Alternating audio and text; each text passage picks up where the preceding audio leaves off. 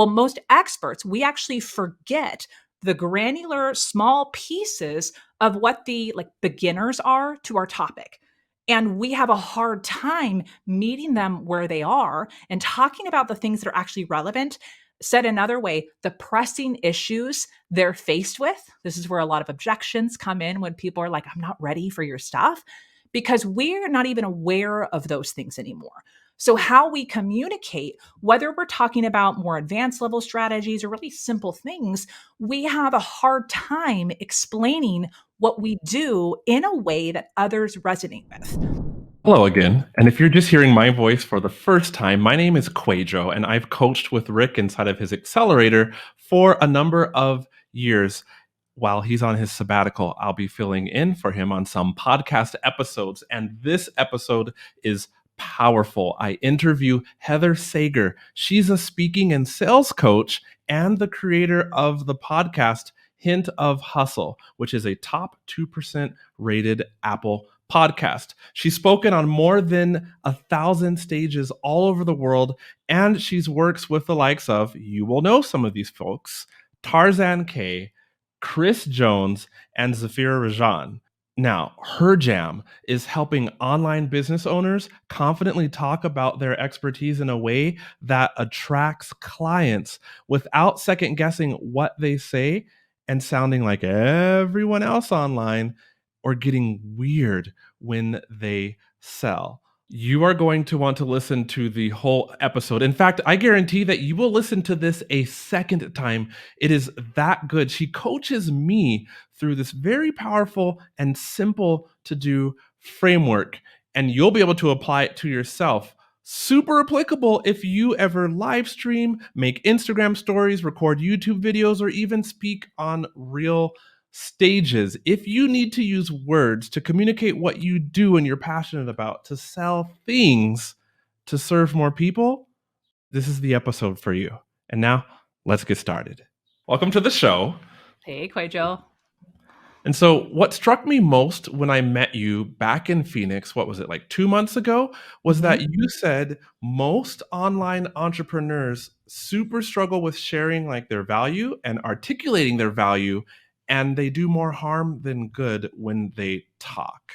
It's kind of a bold statement I made, huh? Oh, yeah. Here's the thing. I am a big believer. I mean, as a speaking coach, obviously, I'm obsessed with helping people speak better, more effectively, and specifically in a way that actually creates results for their business. And what I find is a lot of people forget this whole gift that we have in using our voices, talking. We kind of take it for granted because it's been something we've mostly been doing our entire lives.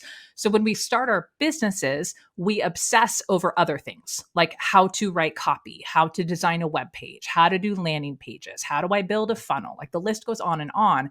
So we just ignore this gift that we have, our voice, how we articulate our ideas, our expertise, the value of our services. And what happens for most entrepreneurs when they step up to a metaphorical microphone or a literal microphone, they just start talking.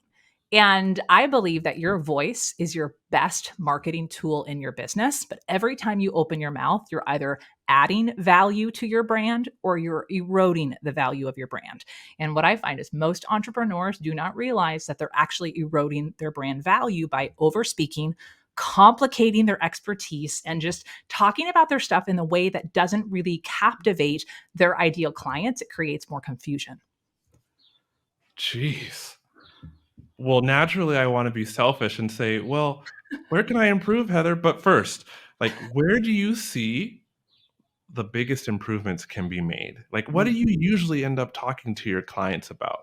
Yeah, this one is going to be shockingly obvious, but What's everybody misses it. Most entrepreneurs want to talk about what they want to talk about. They want to talk about what they know. They want to share their best tips, their best tactics. If I had $1 for every time a client had the goal of, I want my talk to be tangible. That's what everyone says because we don't want to be lumped into the fluffy, rah talks that are a waste of, quite frankly, our time. A lot of free webinars or free stuff that we go through, we don't really get a lot of value. So we want to be more tangible. So what happens is experts, they start speaking like they're speaking to their peers. They start talking about the expert level of their topic. And the hard part is when you're speaking in that way, your audience, you're going over their head. And even if they're smiling and nodding, and even if they give you praise like, oh, that's really interesting. Side note, my biggest thing is like the worst compliment I can get knowing that my talk was ineffective was when somebody leaves my session saying that was so interesting. Because what that Wait, did was it leaves the topic in the room on the table. They're not taking any action from it. So, coming back to your question, the most important thing that we have to do to be more effective in our talks is answer the question is what am I trying to achieve through this talk or through this video or through this live or through this podcast? Whenever we step up to a microphone, we have the chance to educate an audience, inspire an audience, but we're moving them to act in some way. So most entrepreneurs, they take these opportunities and they're unintentional with them. They just show up to educate, but there actually should be a strategic goal. We have to be more intentional with why we're speaking, where we're speaking, and what we're talking about. wow. So, of all the places that we're speaking, if that's online, Instagram, Facebook, live streaming, on stage sometimes, on podcasts many times, or even like YouTube videos, is there one place that we can focus on to apply like all of this good stuff? Or Oh, I love this question. Okay, because I think a lot of people think, all right, there has to be one platform, if you will, or one type of stage that is the quote unquote best. And I say the best stage for you to get better at is the one that you actually enjoy. So, what I find is there's kind of two different types of people who are drawn to speaking.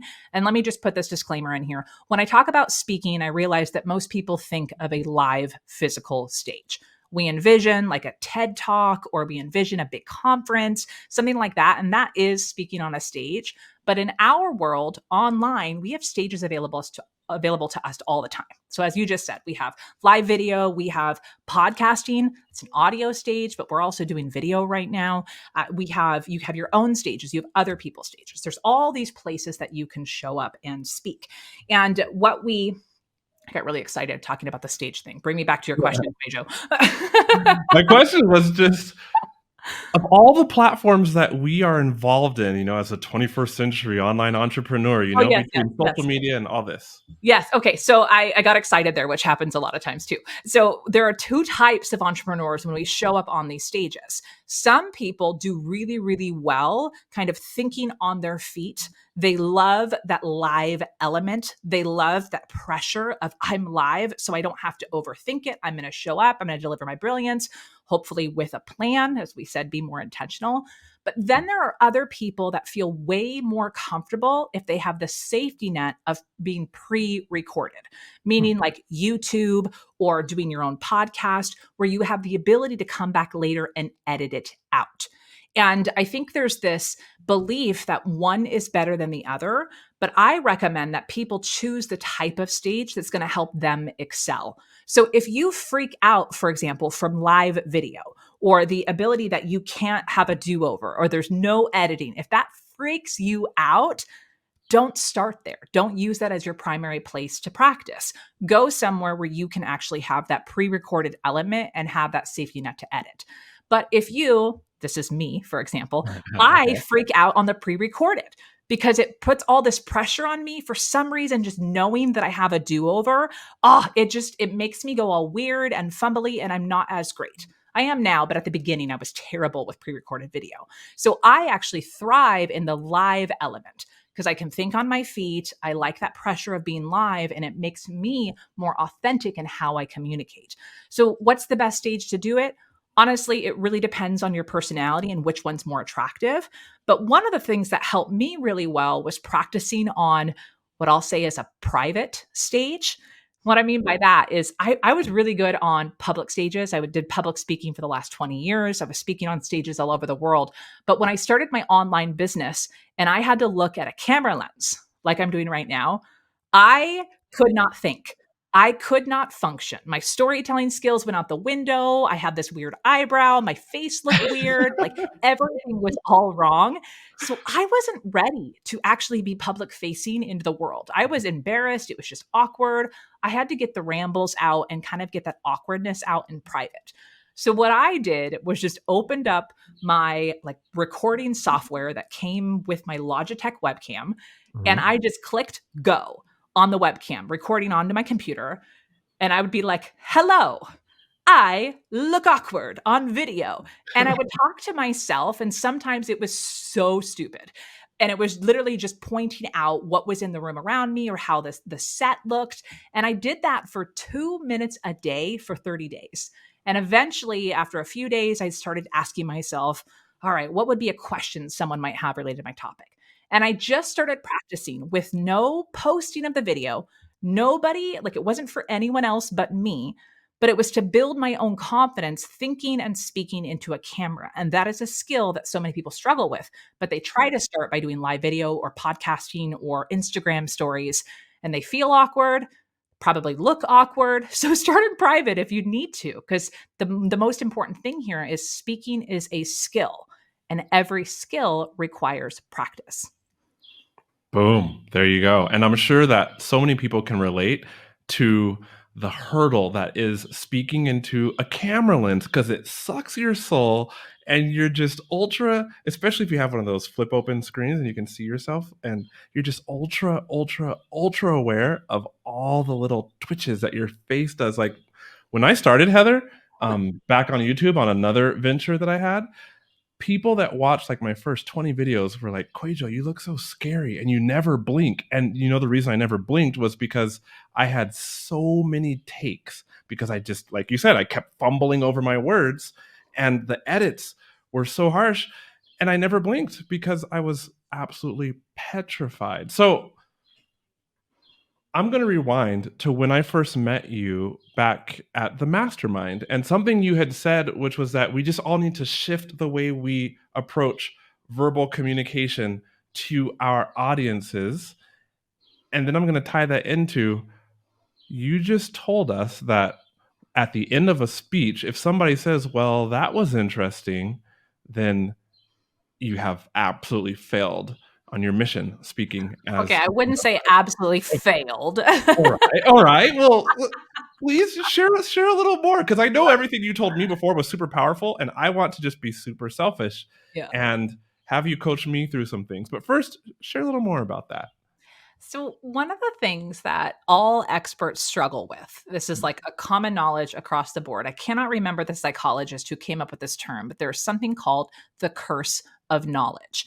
And we all struggle with it. Okay, so essentially what this is when we learn something new, I'm going to get into brain science here and I'm not going to make it super techy, so forgive me for oversimplifying if you're a geek like me who really loves these things, but we're going to use totally pedestrian language here. So, in our brains, when we learn a new skill, our brains are firing off these different connection pathways for how to remember how to do that skill. So, let's say, for example, we all remember when we all learned how to drive. When you learned how to drive, remember that like the sweat you would get, like holding the keys to unlock the car door. When I learned how to drive, you still had to unlock a car door like manually with the key. You I'm slide right into here the with seat, you. right? You had to actually insert the key, start the ignition. You had to think, okay, I have to put the car in reverse. I have to release the emergency brake. Okay, I need to check my surroundings. I need to make sure that I'm in reverse so I don't hit the garage wall in front of me. There's all Right. these things you have to actively think about. Your brain is literally like lining up all, like firing off all these tiny little steps that you take when you drive. Fast forward 5 years, 10 years into your driving. Do you think about any of those things anymore? Mm-mm. No. Yep. Like you jump in your car, you're not even thinking. You might even be hooked up to Bluetooth, taking a call on your way to a coffee shop to go to another meeting. Maybe you're scarfing down your sandwich and driving with one knee. I'm not here to judge. But the point is, you're not thinking about where do I check my rearview mirror when I'm using the turn signal? Am I at the right proper degree for the parking spot? You're not thinking about any of those things. They're all ingrained in just how you drive. And what's happened in your brain is your brain has actually learned to take shortcuts. It no longer has to remember the step of unlocking the car. turning on the ignition, putting it into drive. Those steps have actually been erased, if you will, from your brain, and your brain just now goes, start the car or go into like drive down the road. It Right. skips ahead. Okay, now how does this relate to you as an expert? Well, most experts, we actually forget the granular small pieces of what the like beginners are to our topic. And we have a hard time meeting them where they are and talking about the things that are actually relevant. Said another way, the pressing issues they're faced with. This is where a lot of objections come in when people are like, I'm not ready for your stuff, because we're not even aware of those things anymore. So, how we communicate, whether we're talking about more advanced level strategies or really simple things, we have a hard time explaining what we do in a way that others resonate with. This is one of the things I work with a lot of people who are actually experts in marketing, whether like you with Facebook ads, whether you have people who do business strategy. I work with copywriters. I work with people who do Instagram marketing, people who are experts at teaching other people how to do this. Yet they get so frustrated because they can't figure out their own message for themselves. And it's 1000% because of this thing called the curse of knowledge. So if anyone listening is going, "Oh, I struggle to talk about my stuff," or how do I like do this in a way that gets people interested and excited but actually drives results? There's nothing wrong with you. You're not terrible at it. It's not that your services are bad or any of these other dramatic things that we tell ourselves. It's just the sheer fact that you don't see it because of the metaphor. Have you heard before? You can't read the label from inside the jar. You need to have someone be able to walk you through what are those elements that really speak to your ideal client, where they are in the journey, and then how do you step into that language, talk there, knowing the hard part is people think, oh, that's so basic. I wouldn't want to speak about that. But the hard part is like we have to be super simple and basic in what we talk about in order for it to resonate. Dang. I don't even know what to say after that. Like, can you help me out as a Yeah. Facebook ads manager of how do I talk and not talk over the heads of my potential clients, but Okay, let's communicate them let's do where a they're really at? simple exercise here because I think this will be really powerful for people. Because everyone is like, okay, no one wants to say, Heather, that's really interesting. Because I just told you, do not tell me that was really interesting, right? So let's talk about, okay, so this makes sense, right? I'm nodding my head. All right, I follow what you're saying, but I'm trying to figure out how does this apply to me? How do I see something that I can't see? And the word I'm going to give here that is going to transform the way you communicate is very simple, but it's the word context. This is something that I do exceptionally well, that I teach my clients how to do well, is how do you create context for what you talk about? Context said a different way is how the heck does this apply to me? How does this relate to me in my life right now? How does this relate to my current problem? How does this relate to what I want? And if you can get good at creating context, the more powerful context you create, the more powerful your message will stick with the person listening. So let's just do, it would give me a silly example here, but QUAY.jo, what's something that you like talking about that's one of your favorite tips or one of your favorite topics that you really enjoy speaking about when you guest on other people's podcasts or maybe when you do like a live or a webinar? Like what's just one specific topic? The right way to test your ads. Okay, the right way to test your ads. Okay, this is a really great example. So, when we talk about there being a right way to do something, or our favorite way, or the top way, or a Mhm, way, right? mhm. What we want to think about is how does this apply to the person? So, by the word, the right way tells me that there's a wrong way. Fair Correct. assessment? Okay. And Absolutely. is the wrong way how most people do it? Yeah. Cool. Okay. I don't know if this is going to overwhelm everyone or blow your freaking mind, but can I give you a little formula here around an easy way to create context? Let's go. Let's go. Okay. I've never given this away on a podcast before, so this is going to be super juicy and I'm very Sweet. excited.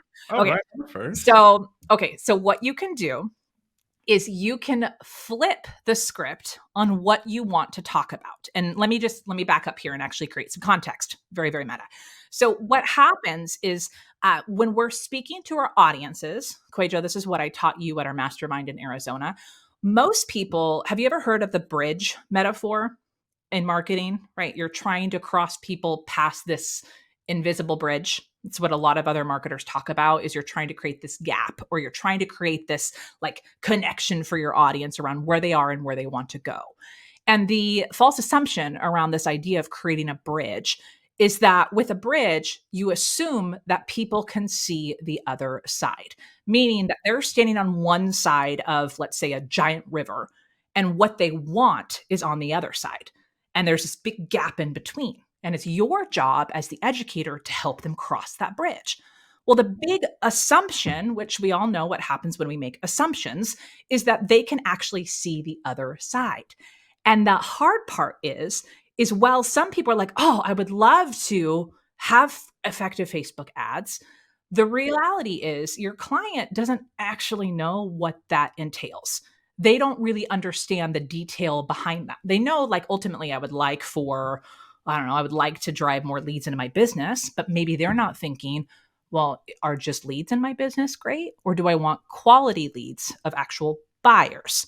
There might be some more sophisticated questions that Oh, you ask people right on your discovery calls, but they right. might not be thinking about that right now. They might just be thinking, I need leads. I need leads. I've been told I need leads.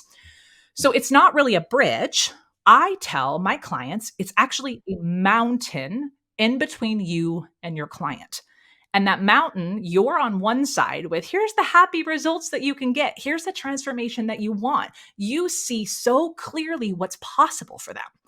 But they're standing on the other side going, mother frick, QUAY.jo, I can't figure out the dashboard in Meta. Like, I do not understand. People keep saying go through and do custom audiences. Like, what the heck does that mean? I'm like, they keep saying it's so simple, but am I a dummy? Because it is not that frickin' simple. So they have their own perceptions of these blocks. And we keep thinking, oh, you just have to get past that part because the next 9 steps, that's where the magic happens.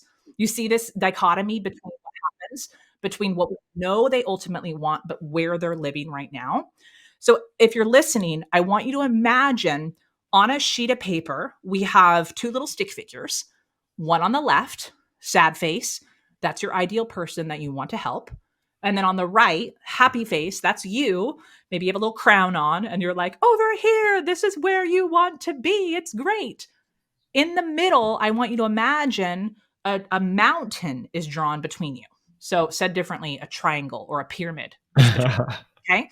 So, what we have to do is, as we talk about our business, we have to help them climb the mountain. And in order for us to do that, what most people do is we just shout louder from our side of the mountain. We give them more facts, we give them more stats, we give them more examples and testimonials of look at all these people who are winning. What we're doing is we're yodeling from our side of the mountain, screaming, it's so great over here.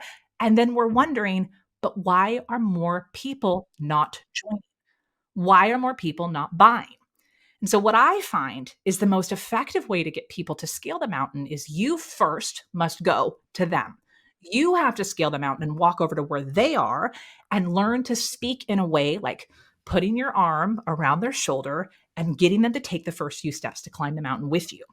And now, making this practical, there's specific language that you can use to help people climb the mountain. Would you like to know what some of those are? Please, Okay. please. So this is like a really, really simple example. But let's use your example. The tip that you wanted to give people, the thing that you wanted to teach on your side of the mountain was there's a right way to do testing for ads, right?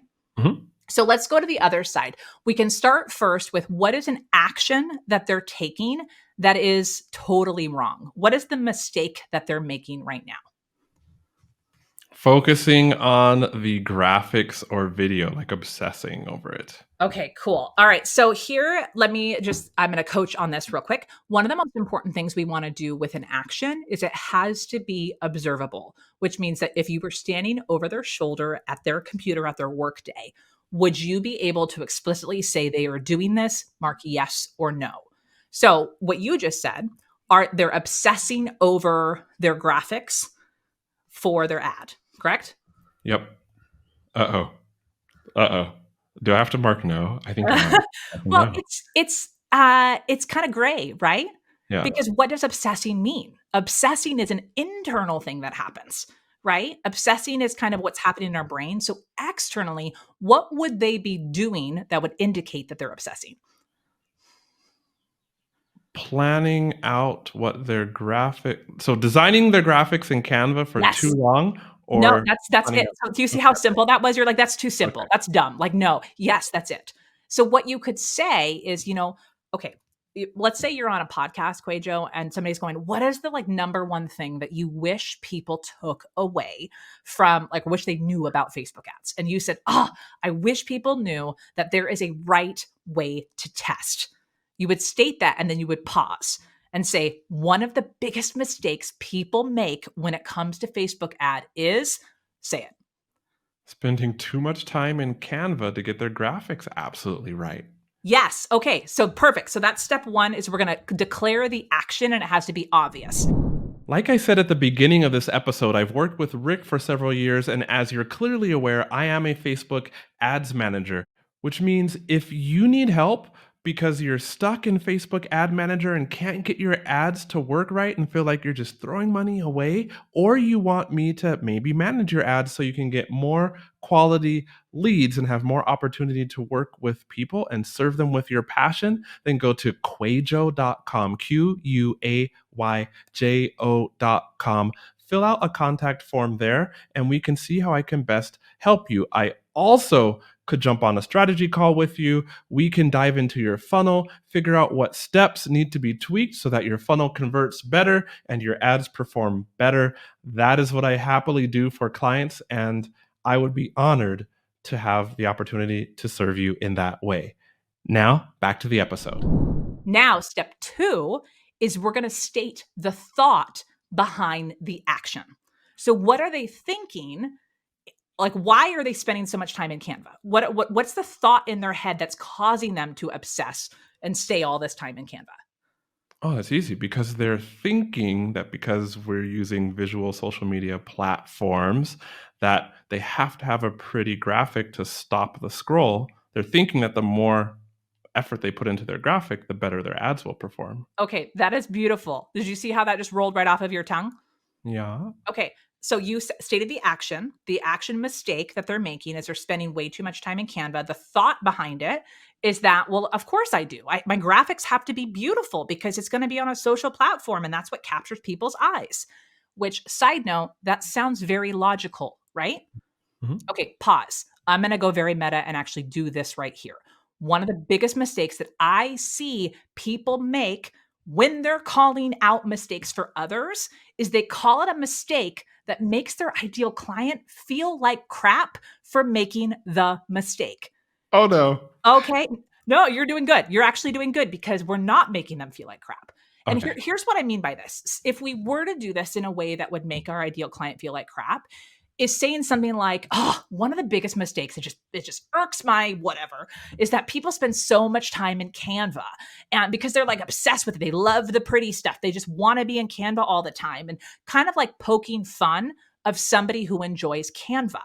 Now, you would never be snarky about it. There are some people that are kind of snarky, but they don't realize that they're actually offending their ideal client who enjoys being on Canva, or maybe they think that that's where their value lies. You don't want to offend your ideal client. What we want to do is help them feel okay with the idea that, oh my gosh, I didn't know that that was a mistake.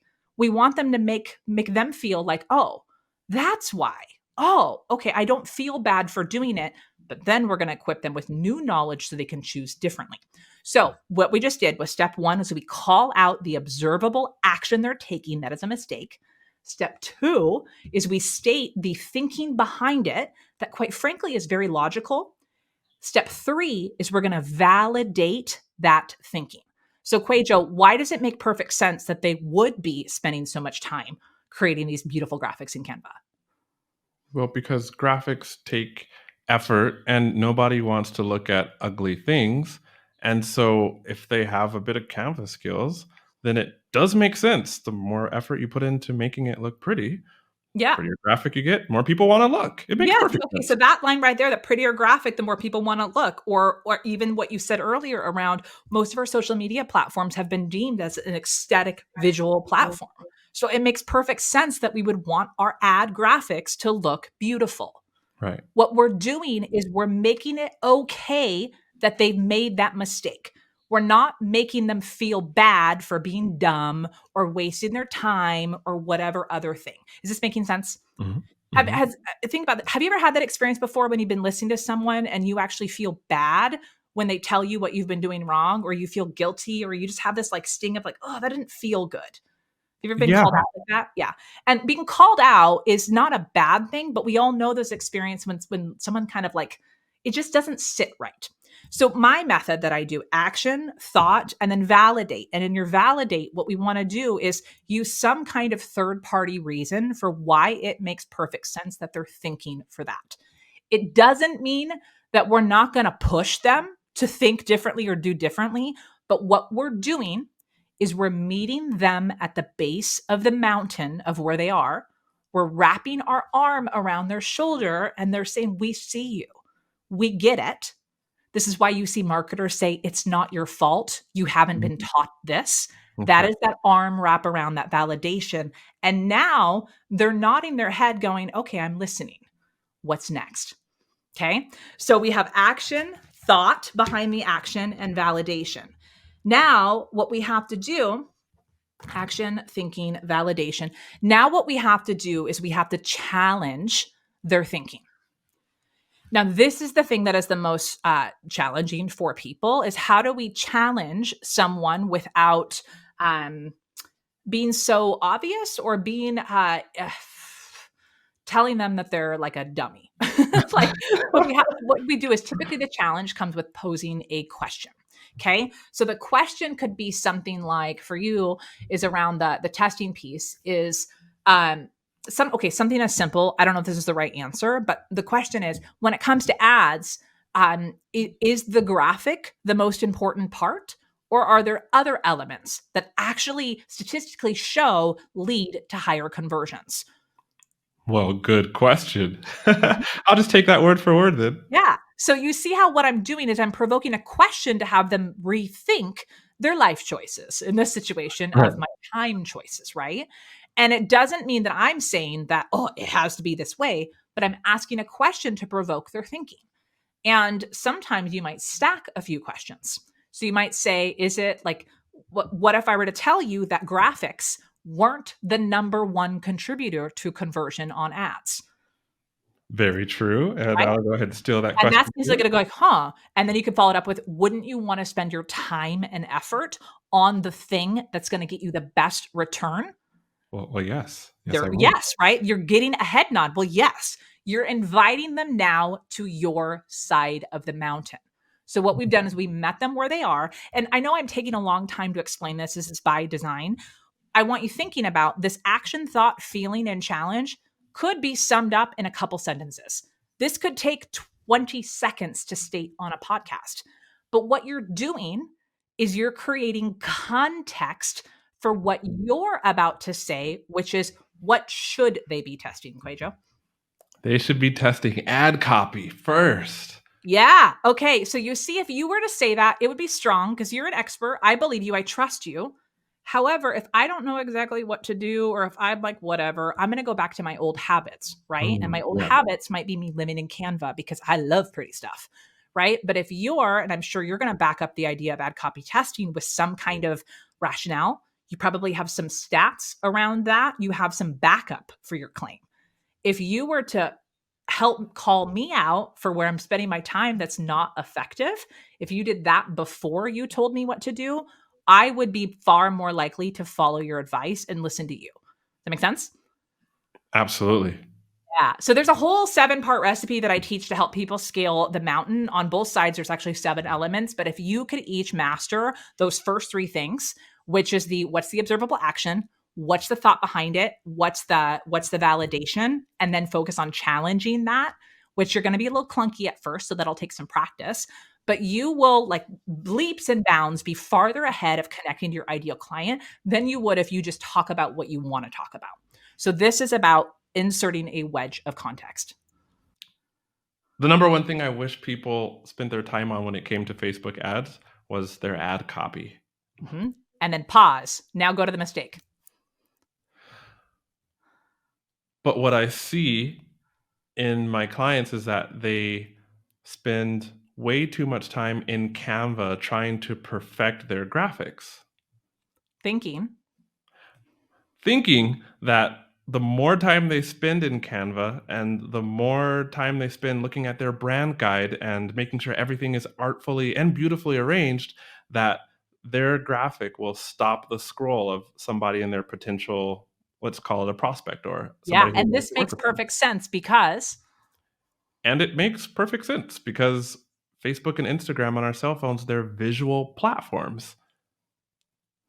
and now challenge. But Oh, this is hard. yeah, this is the hard one. But what if I What if told I were you to that tell you? Yeah. is that okay? What if I told Yeah. you? What if I told Alright. you? But what if I told you that statistically there was another component of a Facebook ad that actually was responsible for converting the most leads? Yeah. And here's the I'm going to be nitpicky here just because we're on a podcast and I'm a Okay. speaking coach. What you would Alright. do is you would state that and then you would practice it to remove the extra words. So saying things like actually, you would remove that word. And what you would want to do is learn to nail that challenge question. Because nailing that question uncluttered, that's the clutch. That's what really gets people listening Mm. to you. So practicing that question of, but what if I were to tell you, or what if I told you that there are 7 elements? I'm making this up here. I'm not a Facebook ads person. Okay. But what if I were to tell you there were actually 7 elements that make an effective ad and graphics were at the bottom of the list? Period. The number one thing that I work on with my clients that makes the biggest difference is copy. And it's not just imagining having great copy. There is a way that we test copy that is unique to you, unique to your offer, unique to your ideal client that helps you actually create, there's where you see actually create something that converts. That's why testing copy, blah, blah, blah, blah, blah, blah. But you see how I'm like stacking questions here? Yeah, this is great. I'm like, "Can I hire you to do, like, a video Yes. sales letter This is for me, what I do please?" all day long with clients. But the part about all of this always happens to me when I'm on coaching calls in my group program.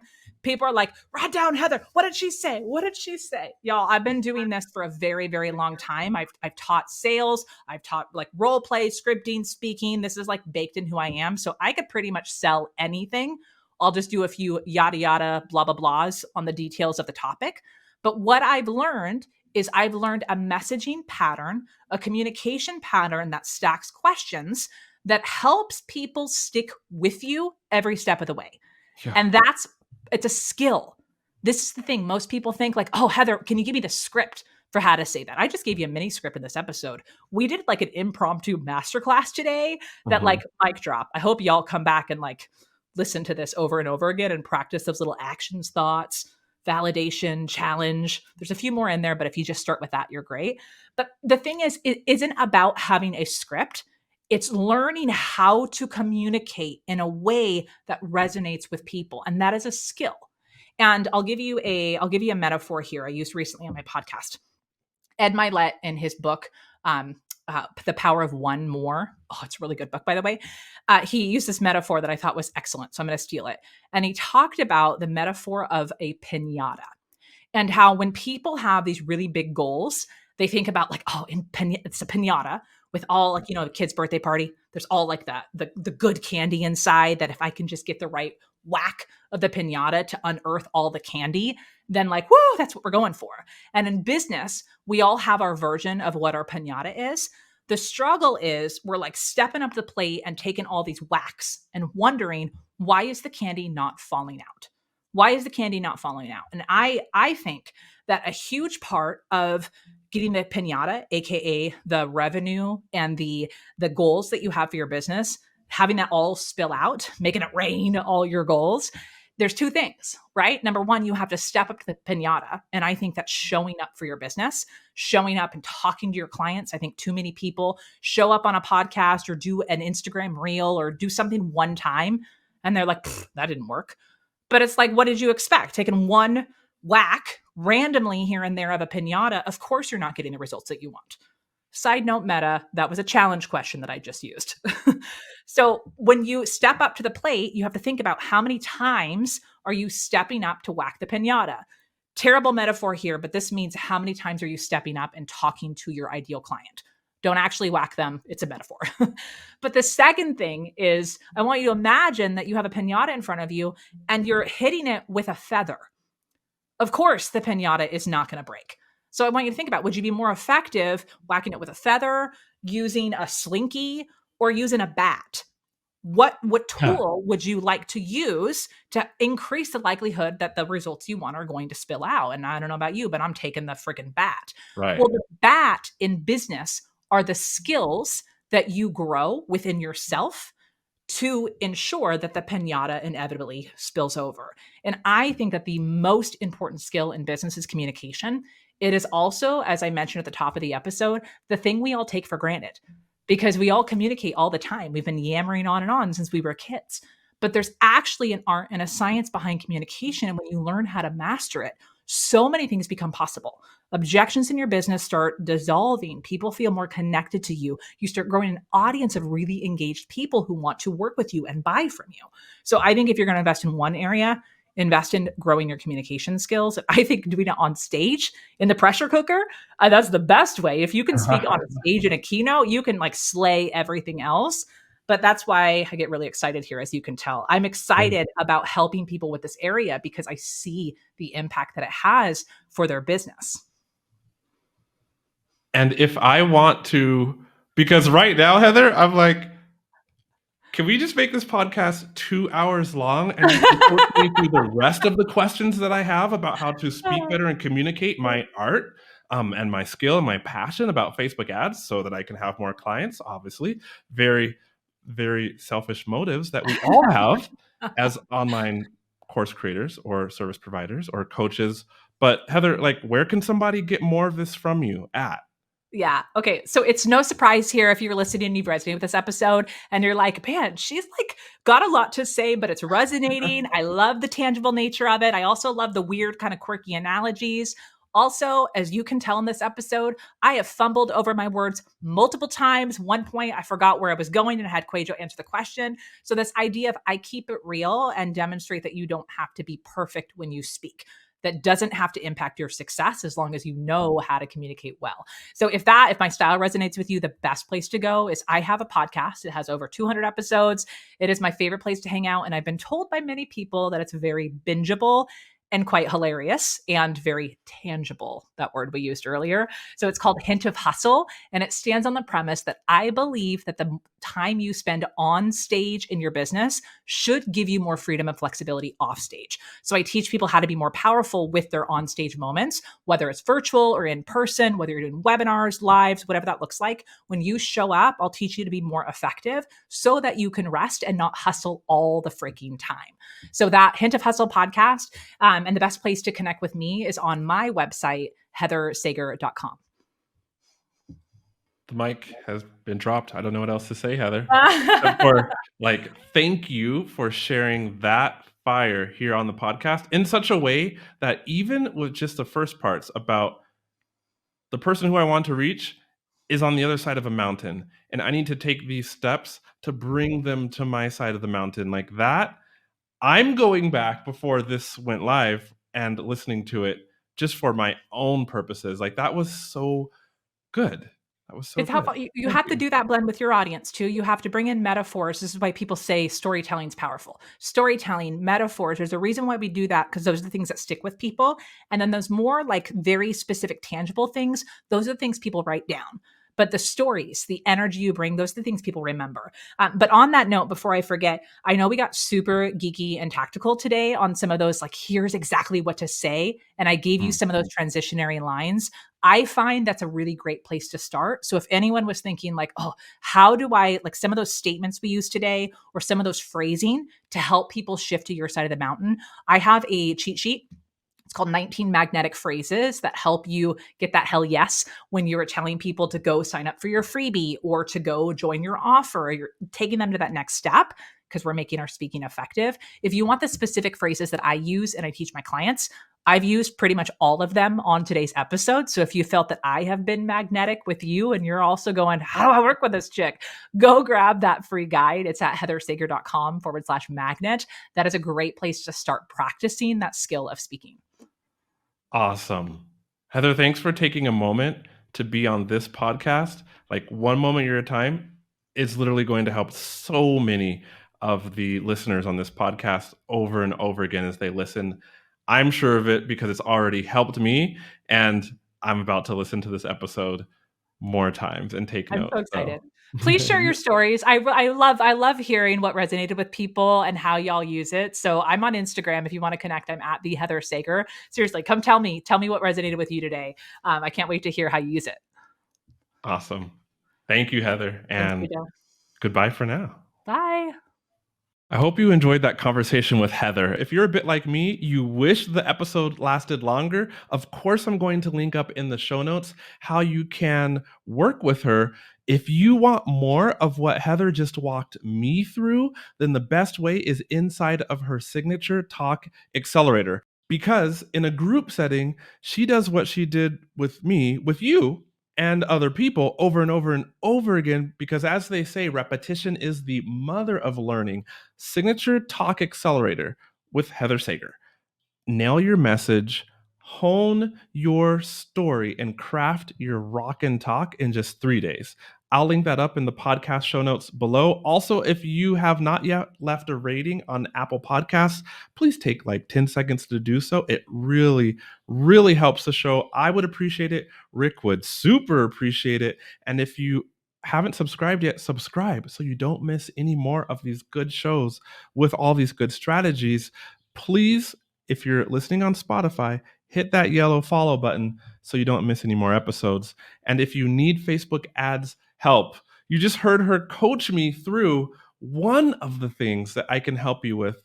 But in addition to managing your ads, I can also get on a strategy call with you, dig into your ad campaigns, help you fix what is not working, and make better in your ads or funnels what is already working. Thank you for listening today. Until next time, be blessed. Bye.